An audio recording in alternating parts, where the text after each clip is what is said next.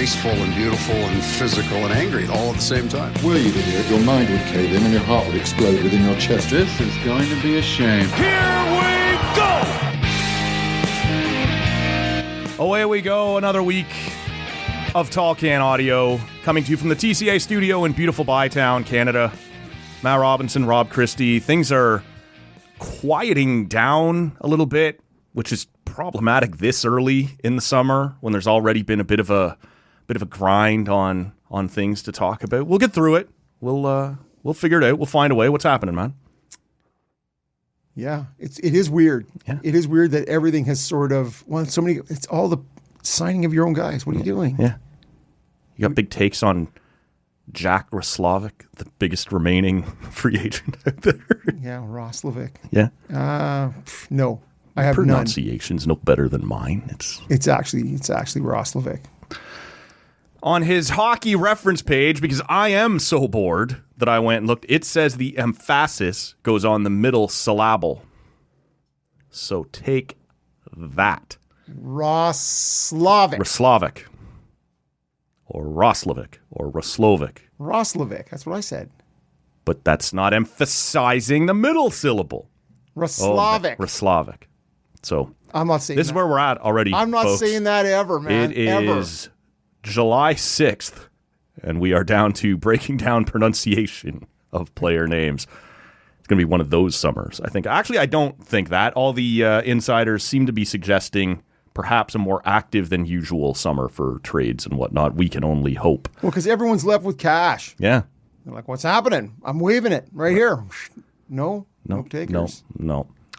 Back to the same old suspects. Low-end strip joint right here. Mm-hmm. We're on social media at Tall Can Audio. More riveting content like this will be available there.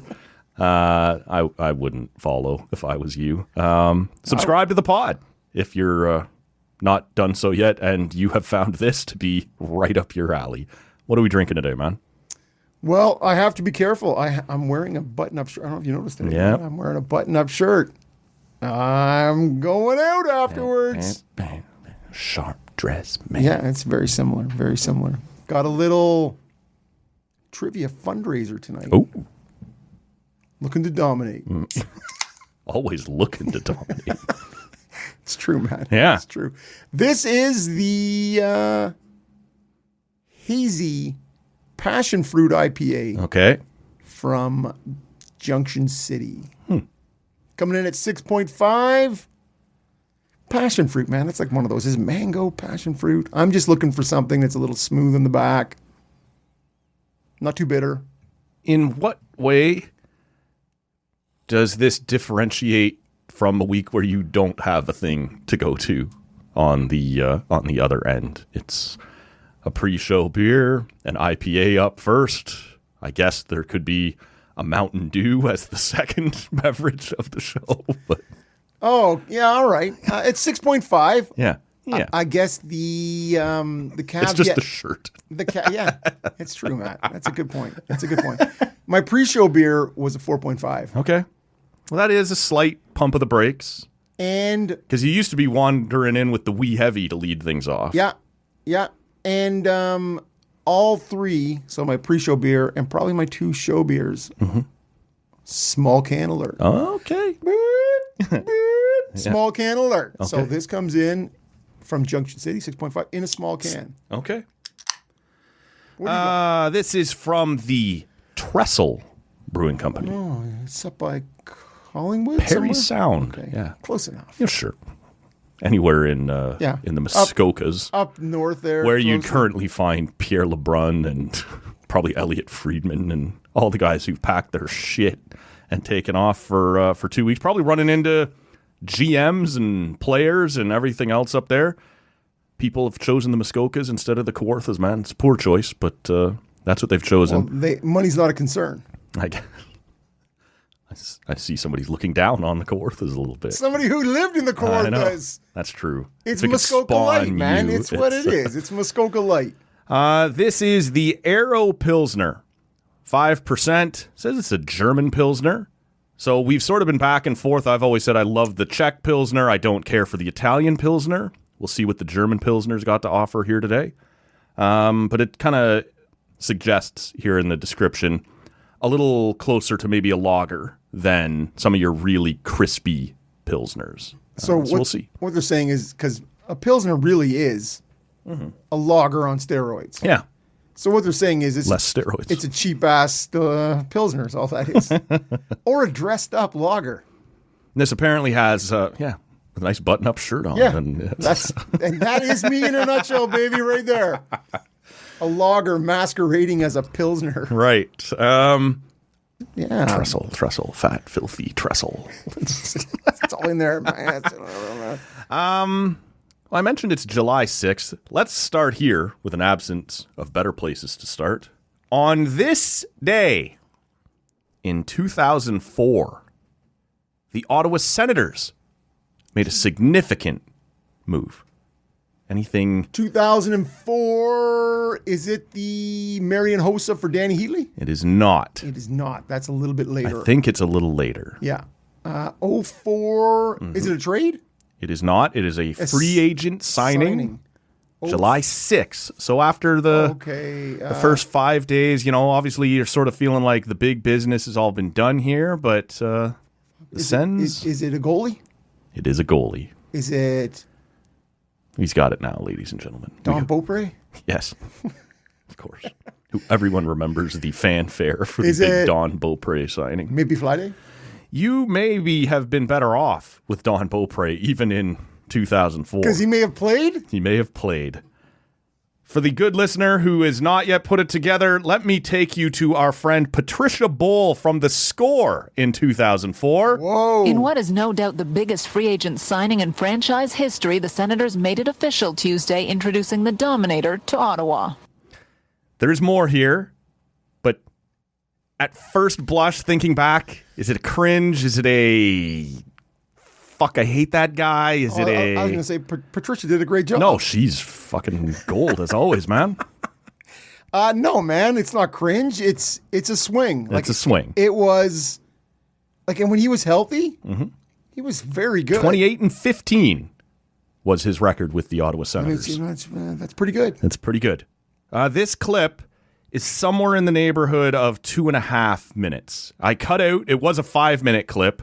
I cut out as much as I could of the glad handing and everybody congratulating themselves at the press conference and this and that. But there were a couple of points here. Ass cupping. I thought were you in the back row. I don't know. Trying to get close to John Muckler. Yeah, I wish. There were a couple of things here just in a time and place kind of way I thought were interesting. So I left in. Let's listen to a little more of this. I know this is a very good team, and I believe this is a good team that can win, and I believe with my help we can win, and that's why I made this choice to become Ottawa Senator. Does it not feel like he started down that road and was like, if I say with my help, it's going to come off so shitty. I'm going to circle and I'm going to come back and like, I've talked myself into this corner. Yeah. There's no other way to phrase it. This is a good team, and with me, we could win. I feel like he wanted to say originally with better goaltending is actually how he really wanted to go. And I think with my help, that is a softening of that blow. Sure. I think this is a good team. This is a good team, and I think wait, don't say that. And like running it through the translator in his head, he's like, right. No, don't say that. I got nothing else to say. No, but better goaltending you soften down to with my help. I still think English as a first language guy doesn't frame it that way, but the way I have structured my sentence headed down this road, I'm trapped a little bit. And that's the way anyone else in the market would have looked at it with good goaltending, like a prime Dominik Hasek, which this was not likely to be, but a better...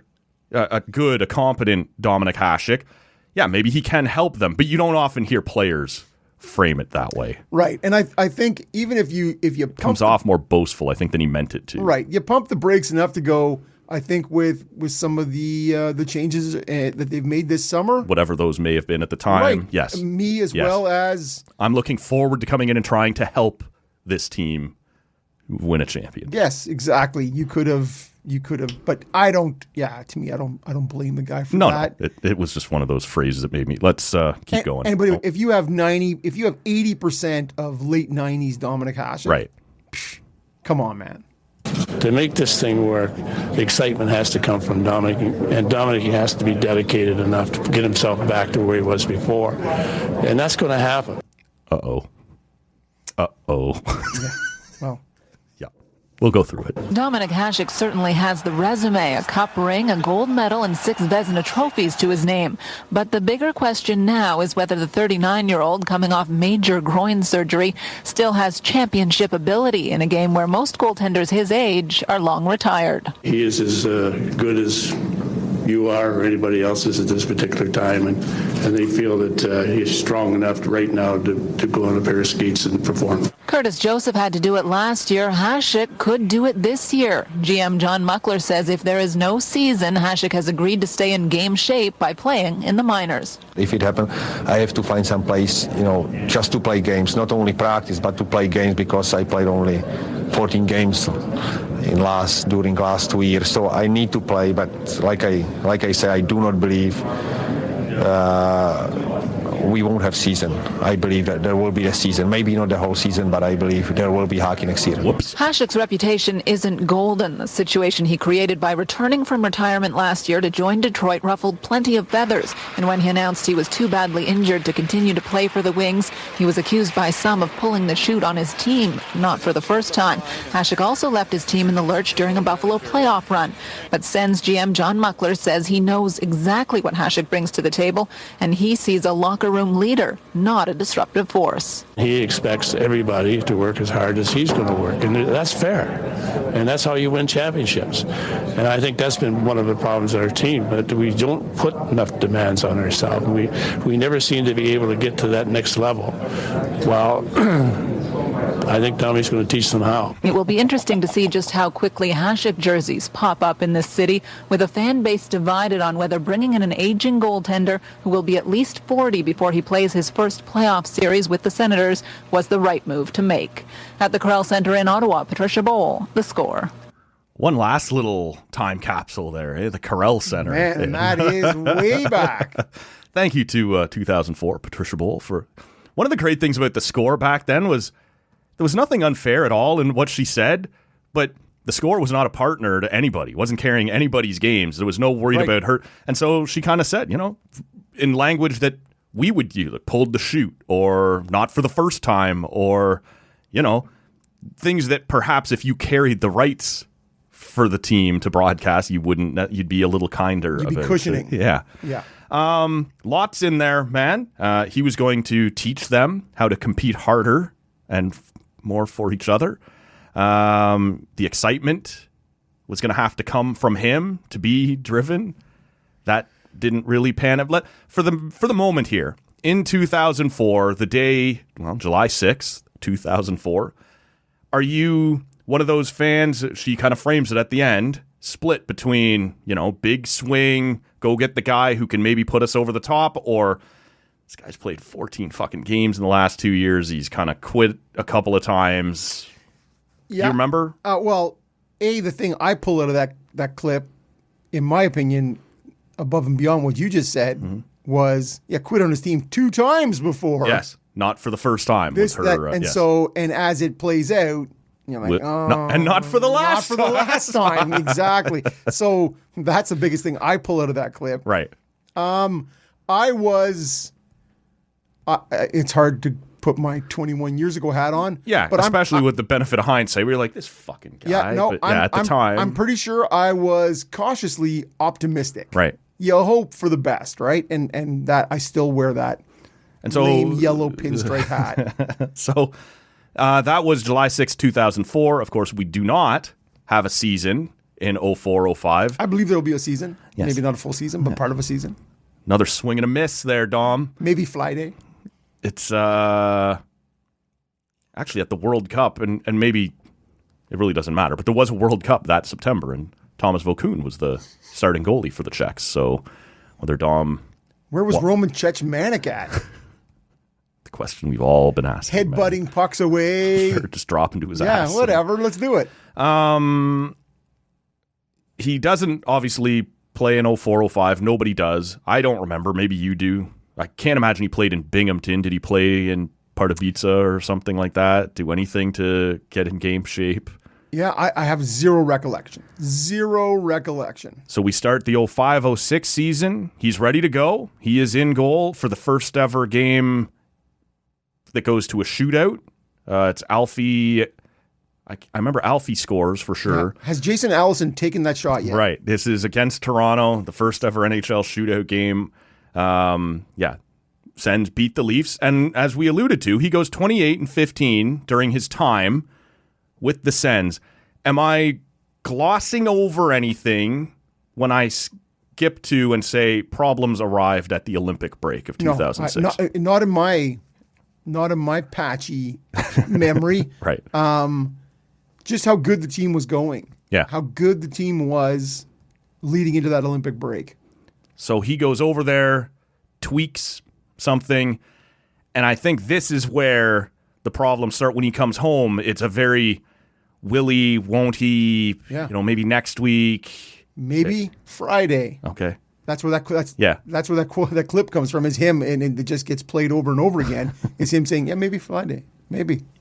And it's just always maybe. Does he ever play again for Ottawa? If he did, it's not in the playoffs. Right. It's maybe he took a run at it, but I'm going to put my money on no. Ottawa finishes first in the conference and loses in round 1, I think, to Buffalo. I believe they lose in round 1 to Buffalo. I can't swear they had finished first. And they probably didn't, because that would have Buffalo 8th, and Buffalo was pretty good coming out of the break. But, yeah, you know what? I thought they... it's 03 and 06 sort of get... 03 they went to the conference final and lost to the Jersey. Devils. Yeah. Yeah. Okay, so then... I believe it's 06 they lose to Buffalo. 07 they beat Buffalo en route to the Cup final. Tampa and the Islanders, I believe. I don't know. But to me, it wasn't him. He wasn't doing it. So in the 1992 the team started? Yep. In the history of the rebirth of the Ottawa Senators, is that the biggest free agent signing of all, the biggest name that has ever showed up in Ottawa in free agency? Keeping in mind, I know he's 39 at the time. He's not. Yeah. I would put it up against Claude Giroux. Yeah. Who, again, 34, I think, when he came over. Mm-hmm. But Giroux was never quite 6 Vezinas. No.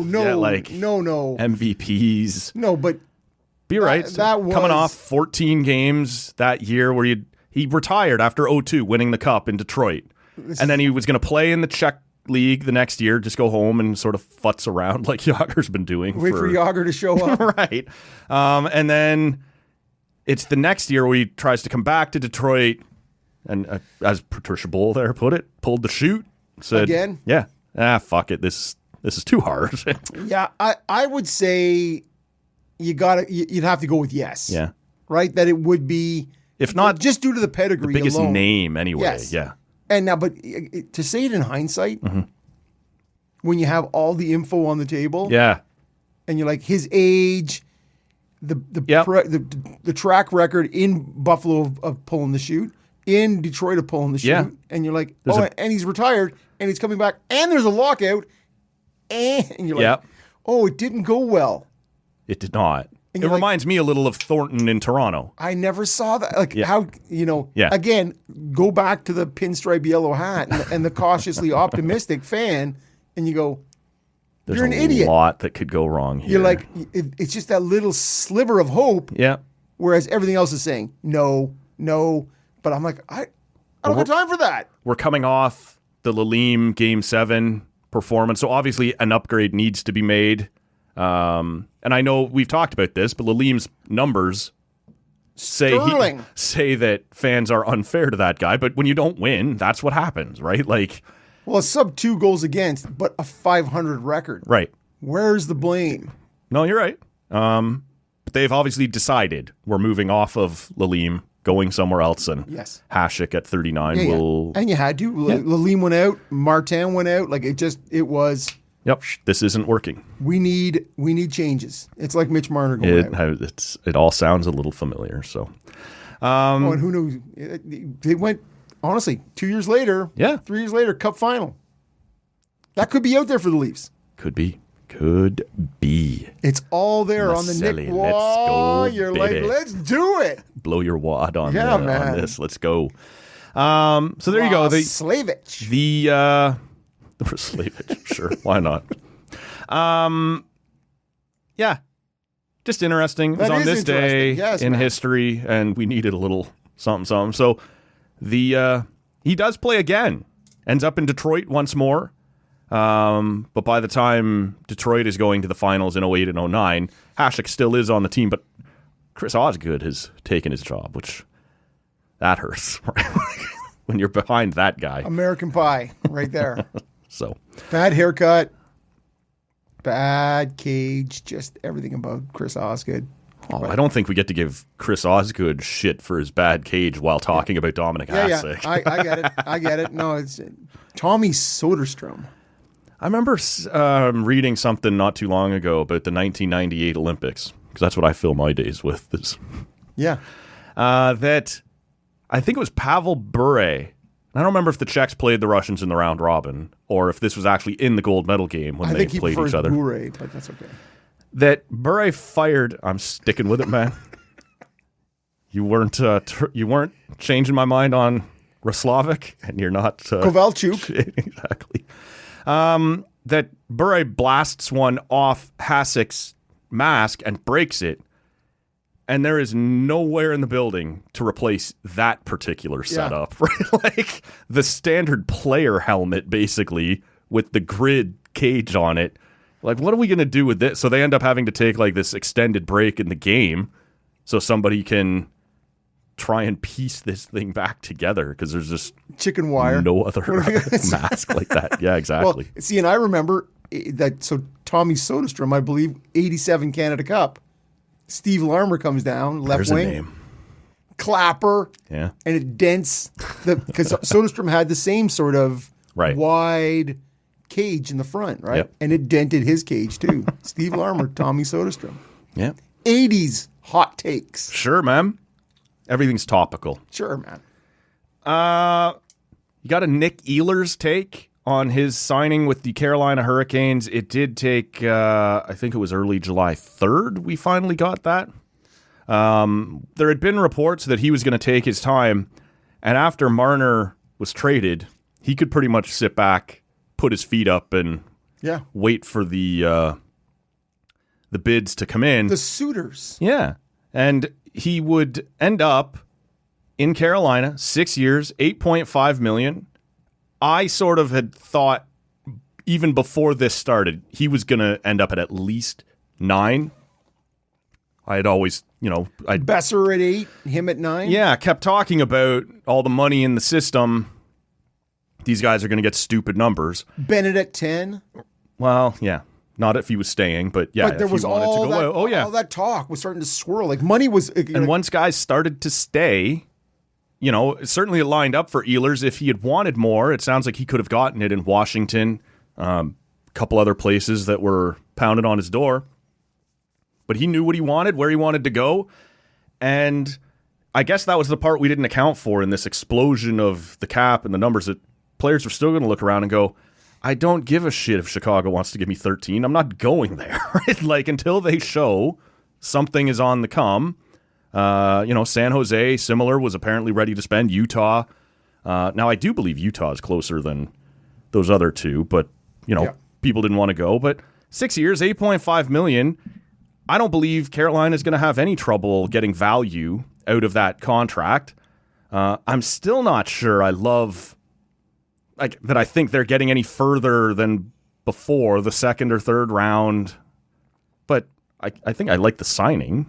So let's just put a pin in the Ehlers takes. I just specifically the question. I know, I know, and I do want to answer it. I have an answer for it, or I have something to say. Yes, I can tell.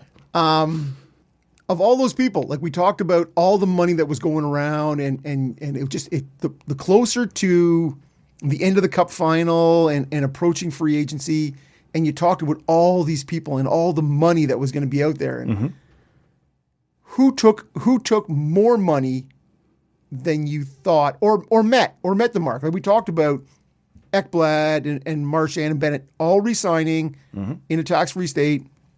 But you're also talking about Besser at 7.225, whatever it was. 7.5, I think, yeah. And so he got less, air quotes, marginally. Sure. Ehlers, you thought was going to be 9+. Yep. Less. Yep. And didn't even take the 7 years. He took 6 years. Right. So that leaves us with Noah Dobson. Who got less. 9.5. I saw a lot of the insiders saying if you want to talk to him, it starts at 8 digits. It's going to be 10+. And then they got him at 9.5 in Quebec. Taxes. Onerous taxes. Yep. Especially in Montreal. Yes. Like it's onerous in Quebec and then even more onerous right. on the odorous. island. Yeah. And Bouchard at 10.5. I would say that is probably got to be par for the course. I was just listening on Sunday. Elliot Friedman put out their last 32 thoughts of the season, and he was saying, I can't remember who it was now, that he had somebody, though, that had basically told Edmonton, we are offer sheeting Evan Bouchard. And they thought they were going to get that done at about 9.5, 9.75. And once the threat of the offer sheet came in, it ended up at 10.5. Right. Bouchard would have to, like, again, yeah. People forget that, right? But he now has that weapon, right, to say, I got at least this. Like, if they're coming in at 10, you better come in at 10. And like, if any franchise is worried about an offer sheet with the recency of the Holloway, they're just like, fuck. I wish I could remember who it was now, but someone, he said, basically had a gun to their head saying, you're going to have to go up or we're taking them. Could you tell me it was St. Louis? Like, it was not St. Louis. Just if that would just make my heart swell. Pius Suter, 2 years, $4 million for that guy. In a market with no centers, that guy's at worst a third liner. Yep. He was playing basically second line in Vancouver. Now, Vancouver wasn't any good. That's a great deal. It just feels like everybody.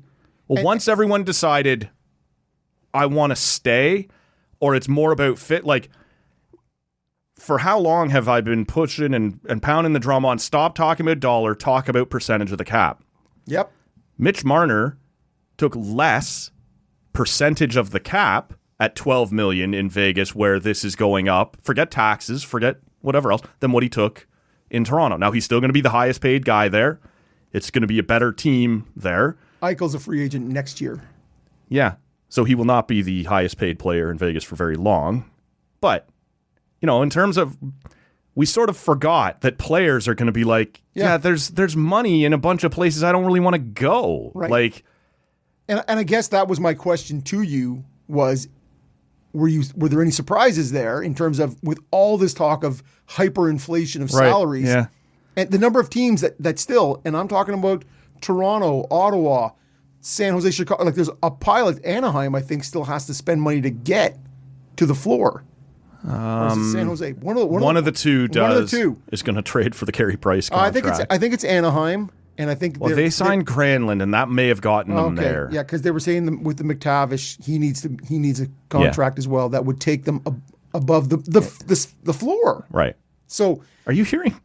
I saw multiple people here in the nation's capital suggesting that Ottawa should package Dylan Cousins plus to go get McTavish. And I'm like, if you could get that done, good on you, but can't imagine a scenario where Anaheim is even marginally interested in that. Yeah, I don't know. I haven't heard that, but that's crazy talk, man. It is a bit crazy. It's a little early in the summer to be dreaming that shit up. Get back to me mid-August. Right, when we're all bored, we'll talk ourselves into it. Yeah. This is it. But anyways, the number of teams that still have cap space and are rolling through going, as you've suggested, maybe trades. I am surprised in how reasonable a lot of it came off, if that's what you're asking. Like, if there was one specific that I thought was overpaid, we can talk about the Tanner Jeannot, these sorts of what. But in terms of, I did fully expect somebody was going to do something stupid. And look, we have struck out everywhere. We couldn't get anywhere we wanted to get on Marchand or Marner or whatever. Here's 11.5 for Ehlers in Utah or what? Some 10 at 2, 2 at 10 spending. Exactly, man. And none of that happened. And it turns out, when you look at it, that was mostly about the players who did kind of show it's not all about the money, right? Like, I still need to see something out of you. Like, and Chicago's in trouble now. Like, I'm sure they were expecting that market to be attractive and on the come a little bit. San Jose, the same thing. Like, they didn't really make any solid contact this year. Like, and those teams are now in a bad spot. So you tell me, again, Ehlers on the back burner. I'm coming back to you, Nikolai. With the Chicago thing. You sound just like a Winnipeg coach. Yeah, exactly. Just sit there for a minute. I'll get you out there. Bedard is eligible for an extension, I believe now. And so do you think that gets signed before, or does he wait right till... I'd wait. Yeah. Because he didn't have a great second year. So what does it look like? And if you were to sign it now, the team would have to be, if they were to give him superstar money, that's on faith and hope. Yes. More than actual what I'm seeing. Yeah. So it just seems like that is a contract that gets kicked. That feels like one of those ones that you hear your insiders talk about. It would be impossible. Similar to the Vlad thing, or the Bo, not Vlad, where we know Bo is capable of leading the AL in hits. We also haven't seen Bo do anything like that coming into this year in the last 18 months. Right. How do you even sit down and have a conversation where I'm going, yeah, but I haven't seen it. And you're going, yes, you have, right? Like, it's just been a while.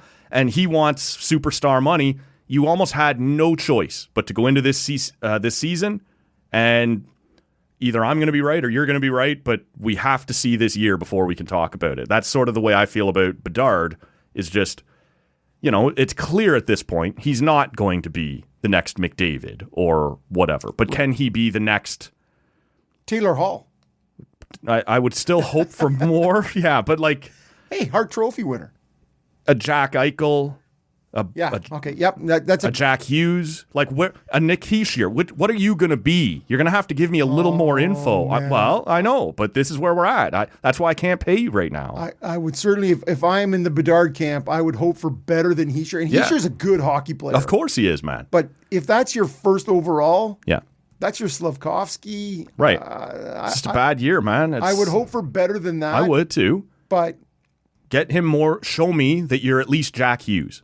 Yeah. See, Jack Hughes would be the comparable that I would start to shoot for. Yep. If I'm him saying, I'm out here on my own. Yes. Can you give me something? So, anyways, Jack I agree. Eichel in that same regard. Right. I agree with you 100%. Oh, Connor Brown. Our boy downtown Connor Brown, or close to downtown, or just west of downtown. Still out there, isn't he? No, he signed with New Jersey. Oh, that's right. So back to Sheldon Keefe. There you go. Love it. So, anyways, I just thought that was an interesting. You talked about Chicago and the money. Not only did they strike out, but they have to sign that guy, and he's looking around going, "Yeah, I don't know, man. I don't see too much cooking here." So, and again, wait another year. That's another year in the cap bump. Yeah, another year in the cap bump, but you look at the UFAs next year as it sits right now. There's a stacked. There is a killer's lineup of guys, and so which is why I advocated strongly for Toronto. If there's nothing out there you love, keep holding. Yeah. Just a couple of 1-year deals if you have to. And look, everyone thinks the name, right? It's McDavid's. I don't think McDavid's leaving, but if you could let me have a conversation with Kyle Connor, I'd be very interested in that. Or Kirill Kaprizov. Sure, I'd love to have that conversation. There's a lot of names, man, that I would love to talk to and see if I could talk somebody into coming in, and maybe this year is Nick Ehlers. Yeah. So the thing that caught my eye most about that was on Saturday he met with the media in Carolina. Both of them? Yeah. Well, the one guy who was part of the hockey writers. Website. Yes, exactly. And the quote was, he said, I hope to become a better player. Yeah? A healthier player? No. Better, he said. Yeah. And I'm like, well, what is that? You're 29. What does that mean? Like you've been in 10 years in the league. Are you feeling like your progress was stunted? Your development was stunted in Winnipeg? You're hoping to... Again, this is another guy. English is not his first language, but I got the feeling from my takeaway from the presser was,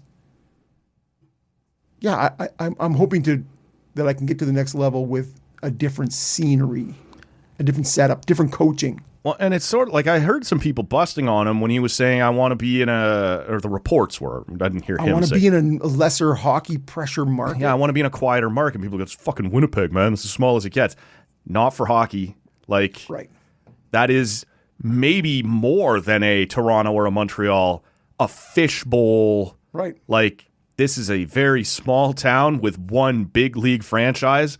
You will be recognized everywhere. Sorry, right? Bombers fans. Well, yeah. So if I can get to Carolina, now there was talk, like I said, that Washington was interested. I would imagine that would still be significantly, obviously, lower profile than Winnipeg. But, you know, what was the match going to be? Maybe he's not buying that Washington is in it long term. I'm not either. Colorado was interested. To me, that would have been interesting. Maybe they couldn't get there on the money. I bet you that was a money issue. Must have been, because you start to look at what those guys might do if they all of a sudden can keep Natchez and Ehlers and McKinnon, Landeskog's back in the mix. Because Natchez also a UFA next year. Yeah. And there's suddenly rumblings that maybe he's not loving it there. And at some point you're like, what is it going to take to make you happy, man? Where are you going to love it? What would you like to see happen right now? A perennial Eastern Conference playoff, team, or you're out there in a perennial cup contender. West. Yeah. Still no way. Not happy. What can I get you? Hey, where would you like to be? Right. Can I interest you in an Anaheim? Hey, the weather's nice. You're on the beach. Maybe you don't have to win. You tell us what it's going to take to make your little world. Because we can do that for you.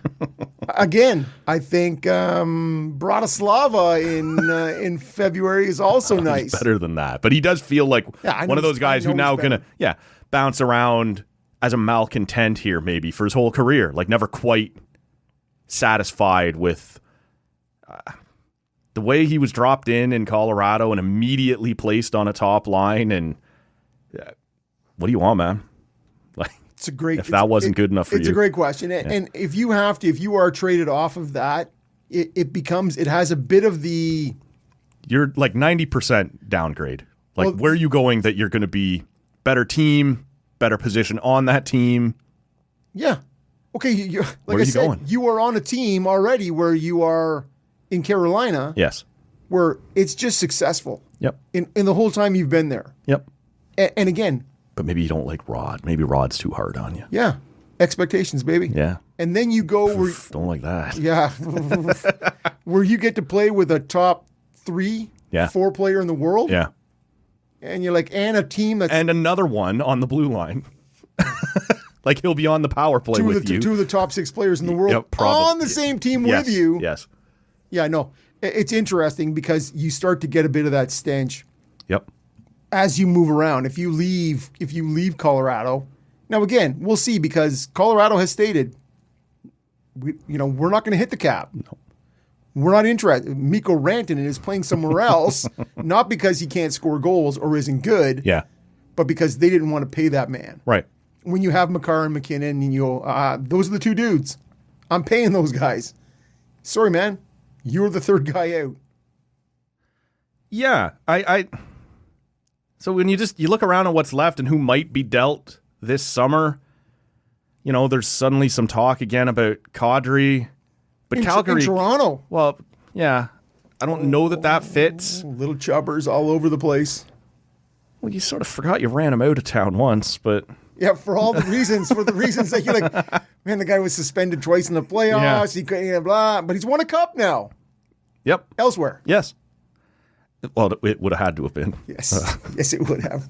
I just, But, I don't know what's left out there, man. It's going to be, like, everyone's saying that because of the money and the number of teams that didn't get done what they wanted to get done, the ground is fertile for a summer of moves, and yet you kind of look around and everyone's trying to get better, so these are going to have to be pure hockey trades. It's been a long time since this generation of general managers have had to figure out how to be creative. It's just been... You're a shitbird. You take my bad contract. I'll take yours, and here's a couple of draft picks. No, now you're going to have to figure out how to make a legitimate hockey trade in the attempt to make your team better. The deal is 1-for-1. Right. Yeah, and I'll be interested because you're starting to hear more rumblings. I was reading some stuff on the weekend about Craig Conroy in Calgary and going, not tanking, not really, but We're just going to swim here in the muck. they wouldn't mind if they, bettered their odds at sort of Gavin McKenna. Like, that wouldn't be the worst thing. It wouldn't. And Because so- that team's going nowhere. For sure it's going nowhere. And so if you could flip out Cadre, Sure. whatever. Compadre. Yeah. If you could flip him out for something useful, futures, which means it's not to Toronto, It's not. unless it's Easton Cowan. Yeah. They're one chip Yep. hanging out there. Sure. Or that soon-to-be arbitration. Nick worthy Robertson. Nicky Bobby. Hey, what do we got here, And don't buddy? forget Ben Danford. That guy is... Okay, and Nick Robertson's got to be using his brother as a comparable. Like right here in the family. Can we look at this? It's in my bloodline. Like, I am how else- capable of this. How about this? Nick for Jason, 1-for-1. Who doesn't say? Who says no? Let's do it. Who says no? Do that. But it's not just Cadre out in Calgary, right? Rasmus Anderson, by all accounts, has said, I'll come back, but I'm not re-signing. He kind of gave him the Matthew Tkachuk of it, that I'm going to play out my contract, but I'm not really interested in talking about re-signing. So obviously he's on the block. I guess Vegas was in on that. Dallas was in on that. You go, where are either of you fuckers finding the money? But they always do. Yeah. Maybe Jason Robertson's in Calgary at that point. Yeah. And you know what? As a right side, when you look at their right side, Yeah. you're like, woo. Honestly, man. If you could flip, and they're talking about Robertson, and why else would you be looking to flip a guy like that out? Yeah. Unless you were looking to bolster a softness somewhere else. Well, and, the other one being Vegas, and we learned this week that it sounds like, just in time for the Marner news, that Pietrangelo, in all likelihood, his career is over. And it perhaps warrants circling back to my comments on him right after the Four Nations face-off. You were hard on him. I was pretty hard on him, where he said, I'm going to rest up and focus on my NHL team. You go, that's okay. He had been beat up. He had been hurt. You can do that. That's but not what you said. No, I'm getting to what I said. My comment was, Bad man. why don't you consider resting up next February too? Because it was just shown pretty clearly this can be done without you. And Well, no problems, man. it's going to have to be. So it turns out actually I'm correct on that. Exactly. He will not be at the Olympics next year. And you're feeling like, I was hoping that was spiteful. I could have used him. Yeah. If he was useful, I could have used him next February. Yep. Because he's in your top 6 if he's healthy. Well, he's not. So. And you're still a bad man. Yep. Callous and uncaring. I hate the shows where I'm the asshole. Asshole! Show's not over yet. That's true. We'll find a way to. I'm wearing a button-up shirt, man. Never seen an asshole in a button-up shirt before. It's too tight. Yeah. But it sounds like the process of getting him back on the ice would involve bilateral hip surgery. Yeah. I'm not going to pretend to understand what that means, but it sounds painful, and maybe you're better off to just be like, I had a good run. Had an Olympic gold medal. Couple cups. Got a cup. 2 cups. Yeah, you're right. And I'm going to, if my hips will allow it, put my feet up and enjoy the rest of this. But it's too bad, man. 18 months they were talking about in terms of he had the surgeries he needed. Yes. 18 months in rehab. So now you're trying to come back in your late 30s, and Dominik you've Hasek. sort of already, Ottawa will sign you to a great contract. For sure, man. Third. Just in time for the potentially 2030 second Olympics. Biggest free agent signing ever in Ottawa. So the guy had a hell of a career. That leaves a huge hole in Vegas on their blue line. I guess Marner can play point on the power play for them if they want. They still got Shea Theodore. But you can see why they were looking at Rasmus Anderson. 100%. Trying to get But that again, done. they needed, with the Nick Hague going out, Yeah. with Pietrangelo potentially retiring, Yep. little LTIR at minimum. Nick Waugh going out, another $3 million. They needed that money just to get Marner. to get Marner in, Yeah. right? So I wonder if Mark Stone is interested in the league in 100%. Calgary. Or wonder if Mark Stone is willing to go on LTIR again. Right. and giddy up for a playoff. Well, for run, one 'cause more year, that's part of the CBA talk is you're not going to be allowed to quite manipulate it that way. One more year. One more year. Oh, and you saw a bunch of contracts like that man. that were like, hey, we're hearing the deferred money's going to be out. Yeah, well, it's not now. John Tavares, here you go, $2 million in deferred cash. And So John Tavares yeah, and Pietrangelo, two guys who had relatives fairly well known who pronounced their names differently. yes, Pietrangelo, Tavares. sure.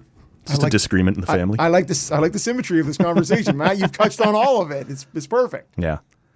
Before we take a break, anything else, on the other side of this, want to talk a little music, want to talk a little Blue Jays as they are hot as can be. Anything else on the hockey front before we wrap this up? Nope. Okay. No, there's nothing really, like I said, because you've been very kind and allowed me to take all kinds of detours and road trips all over the map, all under the Nick Ehlers canopy. Sure. We made our way to Chicago. We made our way to... We never did end up talking about our boy Pontus Holmberg. Who last week we were shitting on, and what did he get? I would never. No, you didn't actually. I shitted on him. The big Pont got himself a 2-year deal down in Tampa at $1 and a bit. And it sounds like He's Toronto... going to hang out with Nick Paul, and they're going to get it done. They're going to win a cup again Hat next trick year. next year in the this playoffs. is it. Against Game Toronto, 7. yes. It sounds like Toronto didn't love the idea of getting... But he was the one that they could just choose not to qualify because they already have Yarncroke and Camp and in a slightly different class, Domi. Those guys are getting... Not Domi, but No. Camp and Yarncroke. But once you sign trade potential. Holmberg, you're more under the gun, right? Like everybody know, like you've now boxed yourself in even further with having all these guys under the cap, and so you let Holmberg walk. You trust you can get rid of at least one of Camp for Yarncroke, probably Robertson, who's been sort of not necessarily unfairly, but unhappy with his role, but he hasn't really broken through either. He had a great training camp last year. Always does, Matt. Sometimes leads the preseason in Trade scoring. that guy. If that happens again this year, trade that guy. I think we let it happen too many times. Yes. That other teams might be onto us. Not last year. People were like, what about that guy? Look at him. Look at him. He's getting great opportunity there. Top six, wing. Look at this. Come on. Shining them up and then putting them back in your pocket. Turds, apples. How many other things do you shine? Sorry for the comparison there, Nicky boy. But Big Pont, man, that's a bummer because he is that guy. We've talked about it. That skates it out, good in his own end, gets through the neutral zone, and then just ends up in the corner and can't make it. Or will he feed something sweet right in front? Yeah. And it goes right between his feet. You're like, you could just close your eyes and listen to the play-by-play. Yeah. And you're like, Holmberg, and it's like, and the announcers, the play-by-play guy's voice reaches another level, and he's like, Holmberg, And then nothing. And then he notices it's Holmberg. It's like, and it's to Holmberg. and Shank. And it was so beautiful to follow that through the playoffs, and you're like, money. Yeah. Guys, Let's put him with JT and Willie. got chances, and that's all you got. Look around, and I got a handful of chances. This is it, man. Maybe last thing then before we take a break.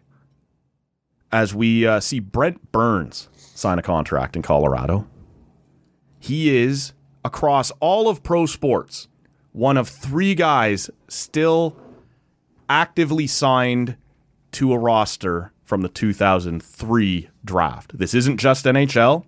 I'm going to give you a little something here. We've talked about Ryan Suter. He is unsigned right now, but he may yet end up back in the league. But he's from that draft too. But we are not counting him. So it is, it's Brent Burns and 2 guys in all of pro sports still from the 03 draft. Okay, so it had to be the 03 draft. 03 draft. Specifically. Oof. There's no one left from 02, 01, 2000. Unless Chara wanders back out. So or Hasek. Are both guys MLB? Nope, neither guy is MLB. Neither guy's MLB. So NBA guys. Maybe. Well, no, I'm out here swinging. One is. So, nope. I got nothing. It's LeBron. I said LeBron. When? When you were talking about. Well, how you want me to hear you while I'm talking? Well, and see, and the thing is, I rescinded my LeBron because I said LeBron, but I rescinded only because you said 03 draft. Mm-hmm. I thought he was on a roster in 03. He's 03 draft. Okay, so LeBron, that was a guess, but I have no idea. Okay. Other than that, Corey Perry is now signed to LA. Thought you'd have that one and not the LeBron, to be honest with you. Okay, yeah, it's true. It's true. Oh well. Ryan Suter, I think he was the guy, we talked about this a year or two ago, who would be the last guy from this draft standing. I thought defensemen, it's slightly easier than for forwards if they want to. We had seen defensemen hang around a long time.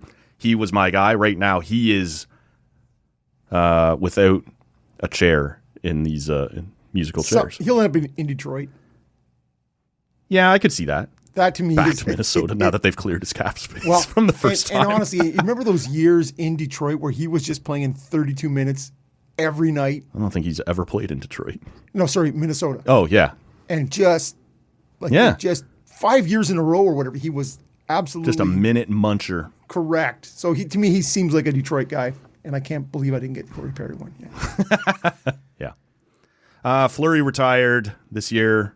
There's one or two others, but Parise. We are down to it. Yeah, Bergeron a couple years ago. So I was actually sitting last Friday, probably. I was off and with a young fellow who is getting ready to head up and play in the OHL again this fall. Okay. And we were talking about, I don't know, a different sport, but about somebody playing at a position. He's like, stupid. Oh. And he's like, I'm like, yeah, what if somebody asked you to play D? And he's like, never happened. He's like, I'm a forward. You don't switch positions. And I'm like, cool, you're traded. I'm like, well, what about Brent Burns? Yep. And he's like, what about him? I'm like, guy was drafted as a forward. And he's like, what? And actually switched twice. Yeah. And he's like, I never heard of that. And I'm like right here in Ottawa where you live, Chris Phillips, first Probably overall draft pick. Born, yeah, of course. But it's a guy who played some right wing. Yeah. Christoph Schubert, like Fedorov as a forward in his first couple of years played a little D in Detroit. Yes. Like, this is not, and he's like, huh, I had no idea. I'm like, well, you know what? There's a couple guys that Dallas Eakins, I think, did it a little bit. Anyway, it's not super common, but it's not unheard of. Right, exactly. If someone says you have the, I was reading Jonas Siegel's piece about the Mitch Marner era, saying, like for all the talk that Marner always had about feeling underappreciated, led the team all the time in ice time ahead of our defensemen to the point where when things got thin, we're going to ask you to take 5 or 10 shifts a night as a defender. Like, we trust you to do this. We're going to...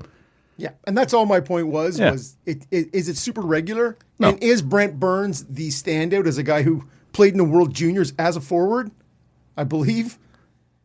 Yeah, because he did move back and forth a little bit. When he was in Minnesota, he started as one, went to San Jose, switched back, and then was... Anyway, So I do predominantly think of him as a defender, but capable of moving up. Let's take a break, grab another beer. We'll come back. We'll talk a little Blue Jays on the other side. This is history in the making right here. Haven't had one of these before in the NHL. We've seen a few in international hockey. We have. Great theater.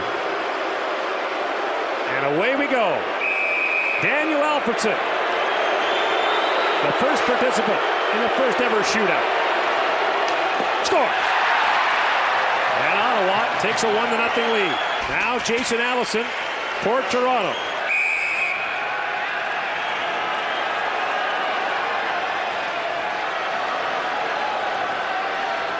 Allison, poke check by Hasek, and he is stopped. Ottawa leads 1-0 after one round. It's kind of tough to take a penalty shot when you're not moving very quickly. It doesn't make it very tough on the goaltender. Hasek makes a good read. Allison's coming down. He's a slow-mo kid in this situation. We know he has nifty hands. And now Danny Heatley can win it for the Senators. You just never worry when Hasek's in goal in a shootout, though. It's strange. Maybe it's just a Nagano experience for me. But so Heatley with a chance to give Ottawa an opening night win in Toronto in a game in which the Senators trailed twice. Alfredson, by the way, scored both of Ottawa's goals in regulation time and has the goal here in the shootout. Doesn't count as a hat trick, though. And in comes Heatley with a chance to win it. Heatley scores! And the Ottawa Senators win on opening night in Toronto. The final score will read Ottawa 3, Toronto 2, as the Senators win the first ever shootout in NHL history. We'll dive back in here. I was going to say plenty. Still some stuff to get to on this edition of the podcast. We did mention our friend Patricia Bowl off the top, which brings me, 35 minutes later to a segue. Her broadcast partner, Matt Scooby, will make his TCA debut on his way out the door later this month. His Ottawa exit interview right here on TCA coming up. That's going to be... Scoobs! Yeah. Looking forward to that. Big sports guy as well. North Superior up in Thunder Bay, born and raised. Ends up all over the place. Before settling here to do the news, headed off to Toronto. We'll get into a bunch of stuff with him. We talked a bunch of times about getting him on the show. Never happened. We were sort of now up against the clock as he's moving on. So look forward to that here over the next little while. We're also going to touch base with Joshua O'Connor, formerly of OSEG. He's got a new project, so you'll hear from him in the coming weeks. Ian Mendez makes his return to the show for the first time since pre-jumping ship. That's unfair. Post switching media. Sides. Yes, but not from post media. No, I know. Yeah, I said it that way on purpose. Yeah. And I'd be interested to hear from you, Sens fans, for the first time ever. I'll be interested in hearing from you. I'm here every week. I haven't been interested one time, man. 10 years! 10 years! It's what we call a necessary evil. What you'd like to hear us talk to Ian about? Because the big one for me, obviously I'd like to hear what made him decide I'm going to switch to the Death Star, and that's for the first time Ottawa's ever been. I guess the Death Star gets blown up, so maybe that counts. But from the media to the dark side. MLSE is the Death Star, really. And really, I suppose that's fair, but here in town, as you move from the media side, representing us, the sports fan, to representing those guys. I don't want to speak for Ian or the vast majority that you are not Sens capable fans. Of speaking for Ian. Yeah. There are no two people on earth more different than... Yeah, I was surprised when I saw Ian last on the 10th anniversary party, and I said to him, "You are the nicest person I've ever known." And what did he say? He said, "Well, I feel badly for you if I'm the nicest person you've ever met." He actually said, "Hi, I'm Ian," and reintroduced himself to you. Oh yeah, sorry. That was about 2 hours before that. Yes. Yeah. I'm not sure how deep he'll be willing to take us, but I am looking forward to asking Ian about the day we put Sparty in the split Quebec-Ottawa jersey. I'm going to say he's not that interested. I think he'll give us a little... Yeah, you will. How surprised were you by that reaction? Yeah. Not necessarily who's the dipshit in the marketing office who suggested it. No, 100%. Yeah. But I think he is, and I think he's. And the Sens have legitimately not just reeled it back in, but apologized to the market. So there's no dirt to be thrown. I'm just curious, were you surprised how big it got? Obviously, this would have been a consideration. And I'm sure it doesn't really... Well, I shouldn't say that. You're sitting right there. Let's use Rob this time. Use. And then discard. One preseason game at home. Dixie cups, rubbers. I don't know how many things you use once and discard. None of those that you'll use for 10 years anyway, and then discard. That's on you, Matt.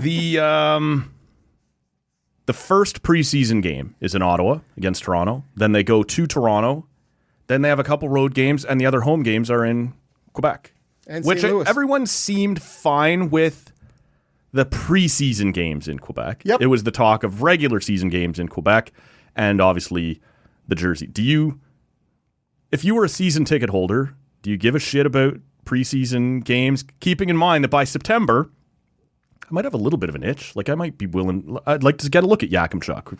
If that doesn't happen in game one, if he's not in that lineup, I don't see him at home this year, possibly, unless he makes the roster, which is theoretically possible, but I think a lot of people expect him to go to Belleville. Seems like a shot.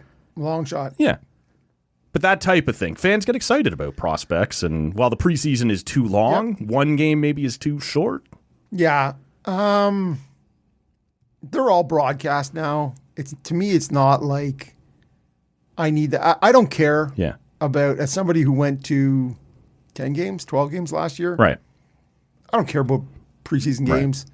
And I'm sure somebody who's going to 41 or the Lions part of that really cares about preseason either. I personally was not upset about Sparty in a Nordiques jersey.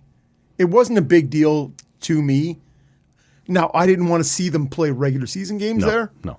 That's bullshit. But I think we probably talked about it at the time. We did. That it was how much Ottawa fans have heard Quebec is the fallback spot. When you fail, we're moving your team to Quebec. Now, that was obviously under the Melnick. Right. And I don't want to be disingenuous. No. I can't remember exactly what I said. To me, the optics are bad for the majority of the fan base. Yeah. When that is the carrot, and that you're looking at, you're like, we're already building the bridge. Like, it's what it looks like. Even it's. And you go, no, preseason games, whatever, man. Nobody cares. Yeah. You do not, on a legitimate, viable franchise, have the regular Expos season playing games. in Puerto Rico. This is it, man. We talked about it at the time. I do remember this. Are the Leafs playing a home game in Moncton in the regular season? No way. Right. Never. And you wouldn't ask them that. Even when they went to Sweden for 2 games, neither of them were home games for Toronto. Or Ottawa. Yeah, that was weird. The Toronto game wasn't a home game for us because that's money, baby. Yes, that's right. So, but both of Toronto's games were considered road games. Yeah, I think the Detroit game for Ottawa was a home game. Was the home, yeah. But we're not playing Toronto. We're not using burning one of our cash cows over there unless you're willing to. Dipshits roll in and pay our bills. Yeah, so I get it. We hate it, but that from the. I remember specifically, man, my reaction to the Quebec thing was when they very first announced it. I rolled my eyes, going, "This isn't going to play very well." And then when it blew up as big as it did, I rolled my eyes in the other direction going, calm down. Like, it's not as big as it's being blown up to be. But I don't have the emotional, this is overstating, but the scarring of other fans online or whatever always hitting me with you're going to Quebec. And now here it is, our mascot, half their colors. You know, I iconic jersey, though. I love that jersey. The Quebec jersey? Yeah. Yeah. Cool. Put it on your own fucking logo. Like I found myself almost never really sympathizing with either side, but jumping from one extreme end to the other. Being I love this. Wow, I love this. I love this. I love this. And then, it was like, oh, this is pretty dumb. It's not going to play well. And then when it didn't play well, but it was so much worse than I thought, I was like, you're all dumb. need to settle down. Yeah. So to me, if you show up, and this is the deal. You show up in Quebec City, and it seems like a long shot, but you are there trying to capture some of that anti-Habs. Yep. In never Quebec. got over the Nordiques. This is it. You go 25 years ago. But a couple of some in the fan base who you go. Now, I guess a lot of Ottawa games already air there. Yep. But you put Sparty in a Nordiques jersey, and you go, we're doing two preseason games here. We can't full Nordiques jersey for the preseason games. Yes, no problem. To me, fine. I don't care. And like I said, it's regular season games. Now it's a split. So now you've also defaced our jersey. This is it. Don't do it. There is a bunch of things. Yeah. Whereas I don't mind Sparty being up there and wearing a Nords jersey. Sure. Like really, it's not a big deal. Yeah, for the 2 games you're there. Whatever. Yeah. And so to me, the faux pas was the split and the talking about regular season. That's where it gets people's hackles up, and they're like, "Fuck you, man! I'm not about that." Right. Well, we'll see if Ian wants to talk about it. Yeah, we'll think, offer him a Mick Ultra and see if. I think you better give him 4 to get him to that. I'll give him one of our TCA beers. Yeah, there you go. Now we'll crack things open. Yeah. So, but to me, I think at the time he had gone on 1200, and he had said he thought people were. The nerves close to the skin. Sure. That's as far as I'm willing to go on that. What did you crack open over there? 6 or 7 minutes ago. This one's my fault. It's a great question. Yeah, This is from Burdock. Yeah. which I believe is in Toronto. Zach Bullduk. Yep, Zachary Right. Bolduc.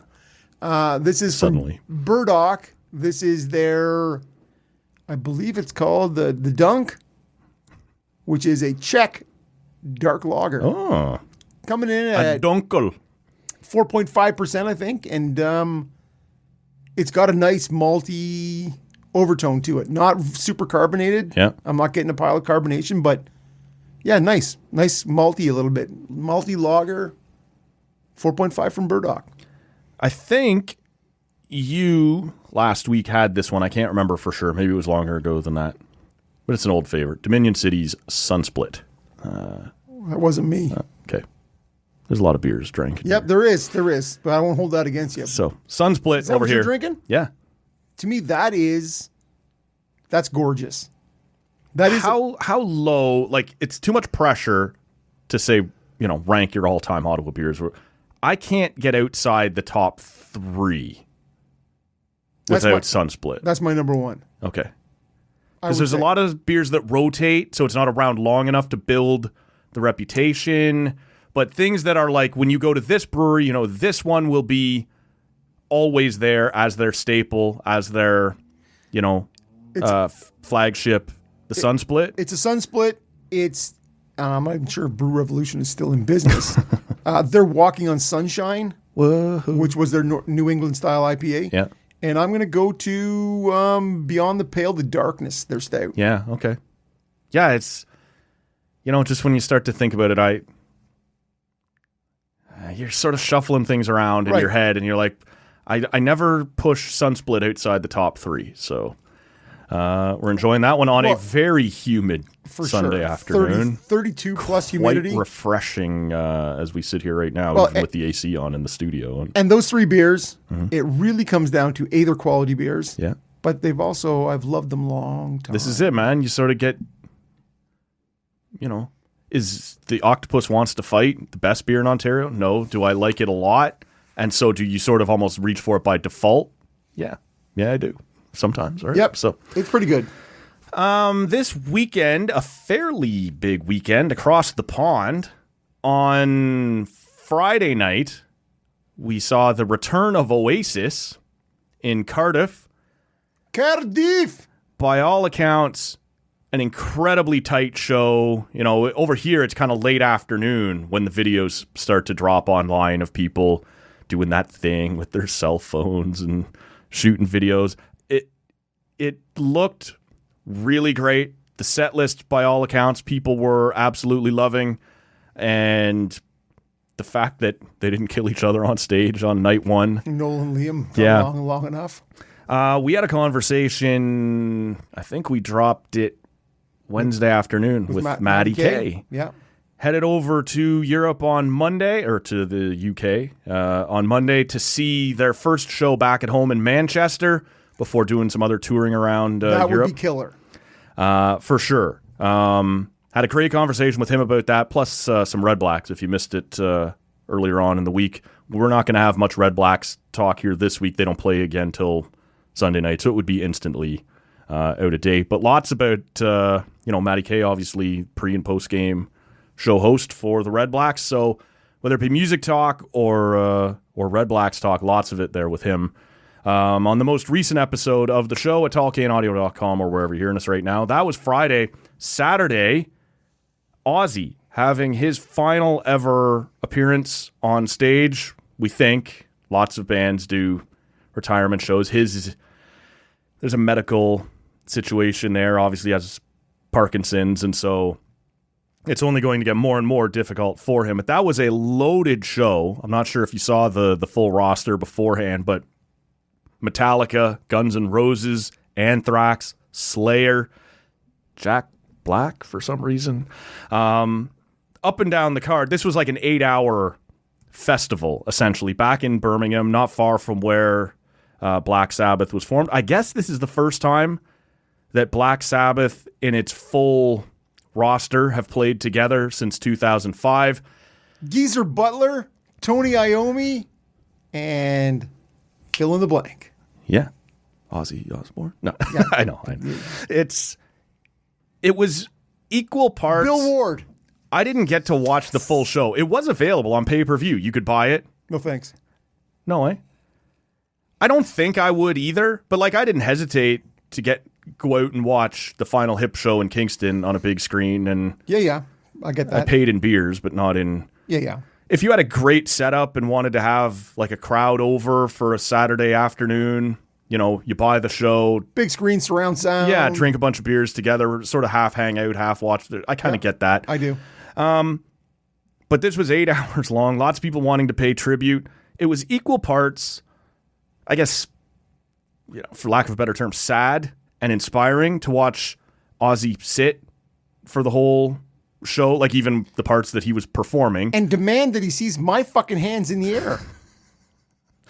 If you can't do it, what if come on, man. Like a little sensitivity. I'm tired too. I'm getting old. I've been here for 8 hours. This is the culmination of a long day. Yeah. He's sitting on a throne shaped like a bat. So you're still trying to hold the image a little bit. And you can kind of do it like the king of all time, Prince heavy of metal. Darkness. Right. Like it does work.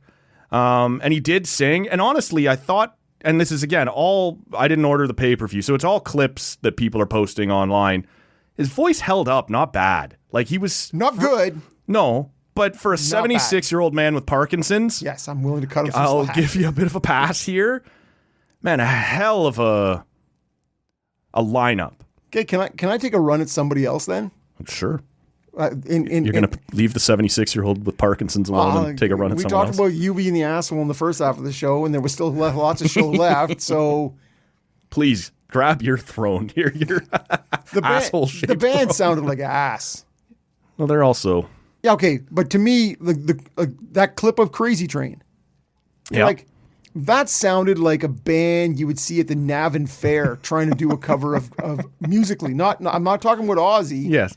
Because the fans are singing along, and he stopped off on a couple of the choruses. There's a moment where his voice has to get up. And the fans are going, Yeah. perfect, right? That's what you hope for. But the band, it sounded like that's an iconic tune. You think you could get behind that. It sounded a bit like it could be at the Fallsview Casino. So I don't know. It's something, man. Something was, the music was not great. For a heavy band with the reputation that it had, you think that's their biggest hit? See, you mean Ozzy? Well, Crazy Train.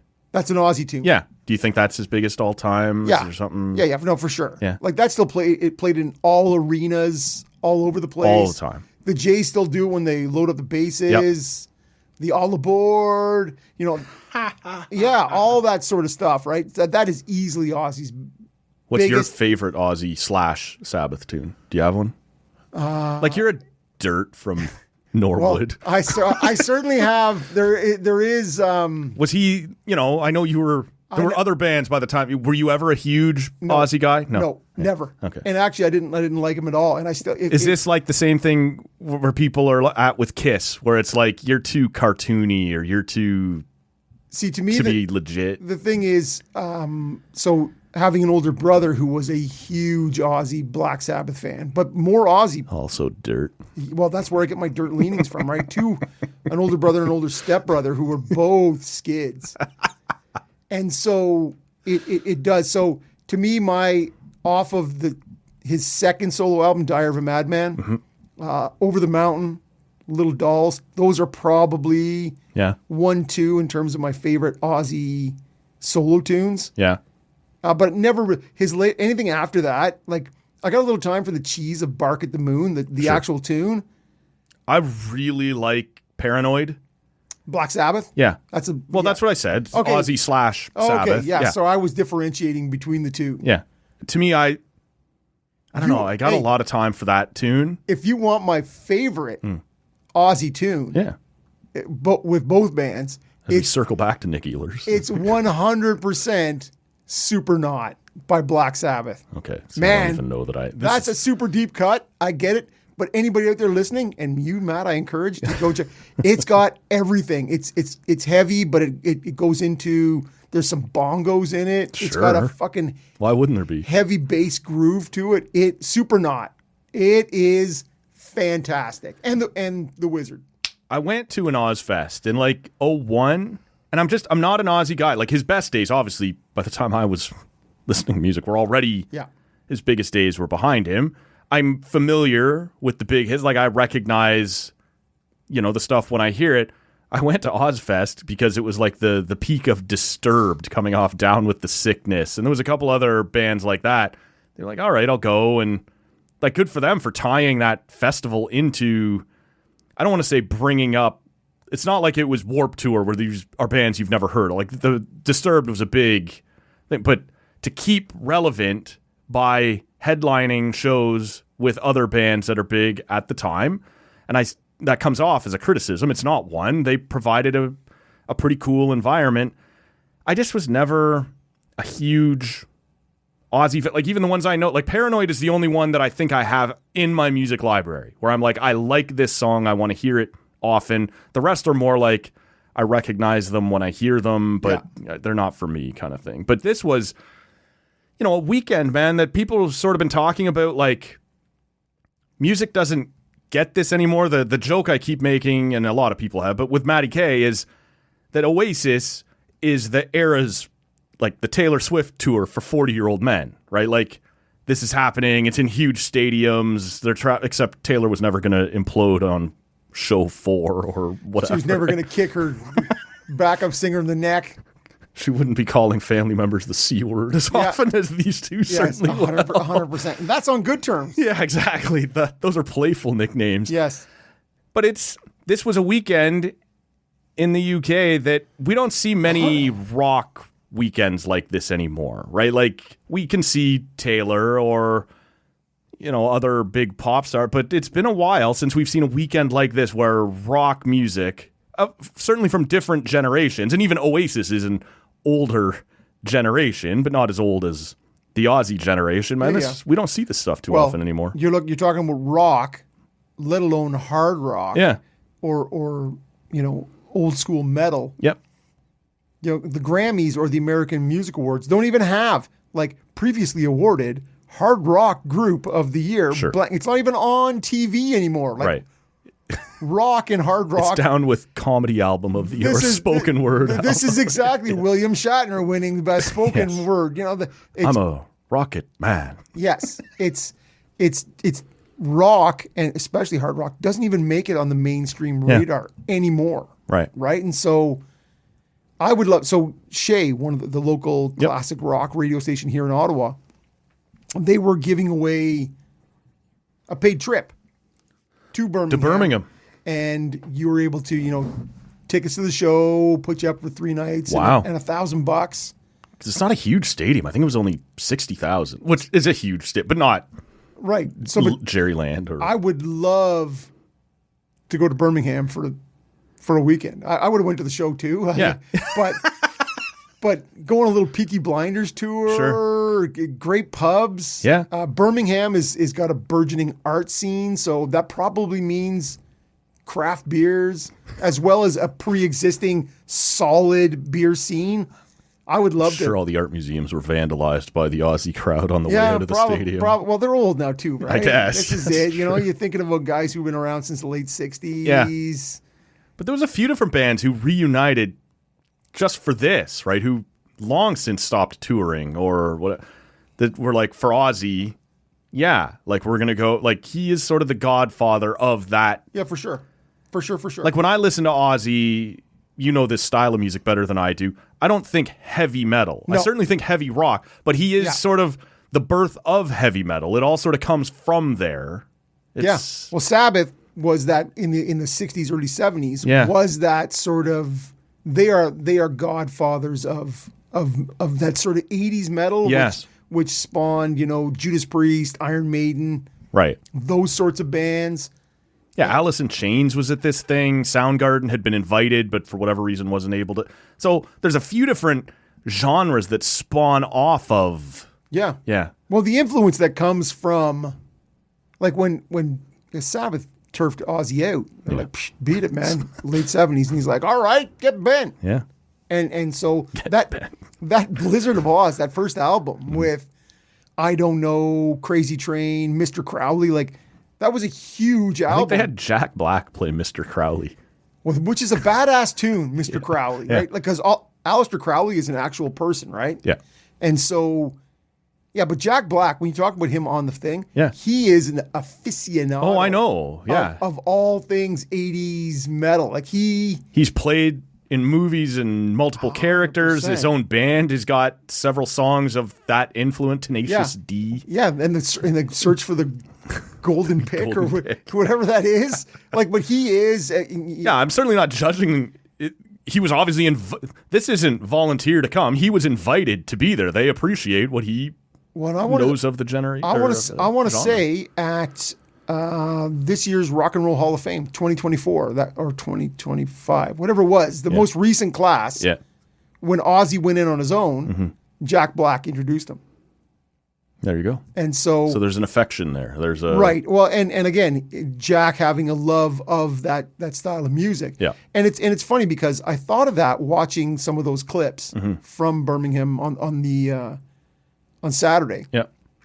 Was Foreigner went in on the same Rock and Roll Hall of Fame class as Ozzy. Right. And that is a band who not features, it still tours to large audiences. Not one original band member in it. It's funny, eh? Over the years, it's more like a sports team. Where it's like, and so you guys move out, new pieces come in, we're a franchise. But the people on the roster are curated by the surviving band OGs. members. Yeah. They're like, this is what you need to sound like. This is all the things from the vocals to the Remember guitars. that reality show for replacing the lead singer of INXS? I thought you were talking about Velvet Revolver. No. Yeah. This would be like mid 2000s. Yeah, I do but remember. The lead singer obviously famously was gone, and the rest of the band, hosted this reality show. And in the finale, when they had chosen their guy, or they had a couple left, you're gonna sing this song with us, and you're gonna sing that, and it was the same thing. Curate, we're gonna pick. Yeah. Autoerotic asphyxiation. Yeah. It's a tough way to go. It's a great band name, though. It is. Actually, better album name, probably, but. Yeah. It's true. Anyways, so Foreigner, they're like, yeah, we can't do it anymore. And especially at the singing. At that point, you're just a franchise. Yep. But people still show up guess, man. to see it, and the sound is good. Yeah. And if you can get somebody but it's a cover band. Still touring under the banner, and again, if it sounds the same, with permission to use the name, this is it. Well, and Foreigner, the original guys, still getting fat off of exactly. So you are still. So, anyways, you can love it or leave that. Yeah. But to me, there's something to be said. Like on that same Hall of Fame bill, Kool and the Gang went in, Dionne Warwick, Cher, and you're like, all these people are performing. And they sound like shit, except for Foreigner was super tight. Yeah, of course they were. Well, and Ozzy couldn't sing, so they brought out a bunch of other musicians. Yes. And they did essentially tribute songs, which they did something similar for Lemmy when he was on his last leg. There was a final show, not nearly as grandiose as this, but he was sort of the guest of honor at this party, and they had sometimes full bands, but other times other people show up and play, like front Motorhead and sing for him, right? And so, yeah, when you point out that Ozzy didn't sound very good on Saturday, you're correct, but I think... the band was worse. Okay. But I think as a tribute, as a final, shutting it down, I just thought it was kind of cool to see everyone show up for that, to pay tribute to, and to go, yeah, we get it. This is probably not going to be prime Ozzy at 76 years old with Parkinson's or whatever else sitting there in his throne. Fairly different energy than what he was bringing in just shouting. Yeah. When he used to be a pudgy, topless guy, like he would go tarps off, tattoos, movies, biting the head off, doing all his things, and just sweaty looking. Bad heads are full of fat. Well, not just full of fat; they're also full of rabies. Yeah, lots of. Sorry about that. Yeah. John Michael Osborne. Is that his name? Yeah. I don't know why we have saved the best story of the week till the end. It's to make you stay here, good listener. Hello? You still here? A lot of those who go, baseball? Do we talk baseball here? It's, as we sit here on Sunday afternoon, Jay's up by a run in the 7th inning in position to sweep the Angels. After sweeping the Yankees in a 4-game set, after taking a couple from the Red Sox after that, they have gone in the last week from 3 games out of first place to above first place or in first place by 3 games. It's a pretty sweet swing. That Canada Day week crowd in Toronto was fantastic, and our friend Nick Ashbourne sort of pointed out at the end of that sweep, obviously it was big in the standings, but it sort of felt like throughout the week to him being down there, boots on the ground, it was starting to grab people a little, right? Maybe people who had been frustrated by the Jays for a while, which is reasonable. Pretty much everybody. He said, it sort of felt like, hey, it's fun to beat up the Yankees. It's really fun to be in first place. It's not a team that is in first place solely based on its defense, which is what they had tried to pull off for the last couple of years. There are guys hitting right now. Ernie Clement suddenly can hit. Addison Barger has established himself, at least for the moment, as, a top quality power hitter. He's a power hitter, that guy. Yeah. Alejandro Kirk has rebounded and has become the contact guy. You sort of remember him being the year he was an all-star. Springer has suddenly turned himself into 29-year-old. Yeah, I was going to say 2019 sprint, but same thing. Yeah. You've got Scherzer, who has been a fun story. Like, he has not overpowered anybody. He has not looked like his dominant self, but to watch him battle and to outsmart against people the Yankees, that 5-inning outing against the Yankees. Yeah. That was... Everybody points to the strikeout against Judge, kind of getting him right there at the knees. You're like, man, they're fun to watch right now. And his reaction? Yeah, fired up. Where he's fired up. Yeah. And to me... He comes out again Saturday, pitches another one. It's a grind, right? And that's probably how they're going to be. He said his thumb... 4 innings, 2 innings were great. 2 innings, yeah. And he sort of said his thumb was inflamed a little. Like, this seems like it's going to be a thing for as long as he is in the rotation. He's looking forward. He said there is an off day this week, so to getting the extra day rest. 16 they're doing, right? They're right in the middle of that. And this was the thing. It was chewing up their bullpen a little bit, right? Like, we talked about that in the series against Boston. Like, you needed to get through that with strong starting performances to keep the bullpen intact, and they didn't. Like, that series became a grind, and all of a sudden you had to see some churn this week with bringing guys up. Lazaro Estrada. Laz, my guy. On Saturday, against the Angels, he goes 4 innings in his MLB debut, gives up 1 run and 1 hit, I believe. Extra innings, that was the bummer of that game, was he did save the bullpen, which they badly needed him to do, right? The bullpen was exhausted, and you only end up tied. So you're going to extras, and now you have to use another arm anyway. That was tough, but Braden Fisher comes in. Yeah.